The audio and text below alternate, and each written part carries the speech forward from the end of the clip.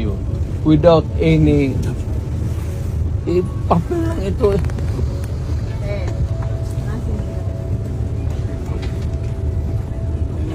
You better go back to them and have the legal. Wala, for what?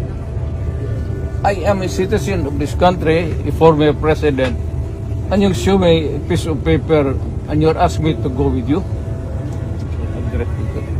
Abogado ka? Hindi po. Ano? Ay, tawagan mo yung abogado mo. Tol, si Alex.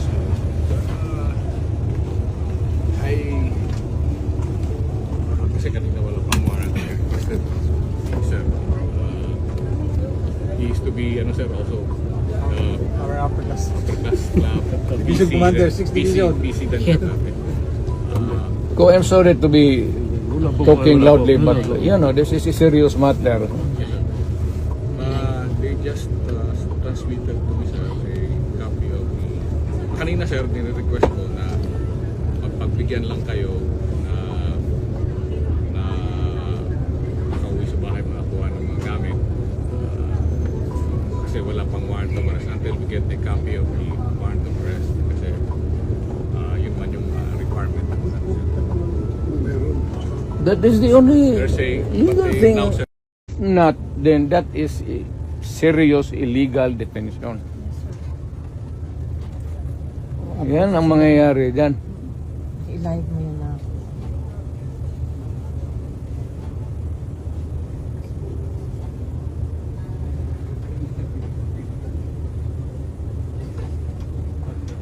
Bong, meron akong number, Bong. Meron akong cellphone na pwede na matawagan niya si Atty. Torion. Sige na, puro abogado ito dito. Hindi, hindi daw siya makakonect eh. Parang Ay. ating cellphone. Mag. At this point, I do not need him. You know, restriction over freedom in the area.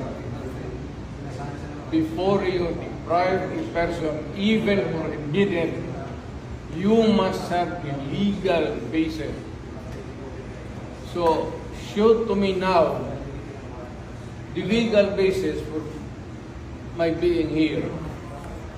As apparently I was brought here not of my own volition.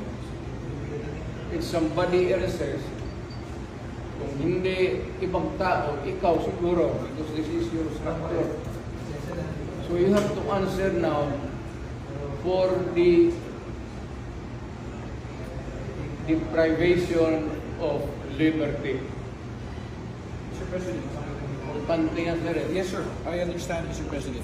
The decision to bring you here is not a decision that was made by us. And the report, hindi po namin decision. Opo. Can you come here? Yes, sir. Yes, sir. Kasi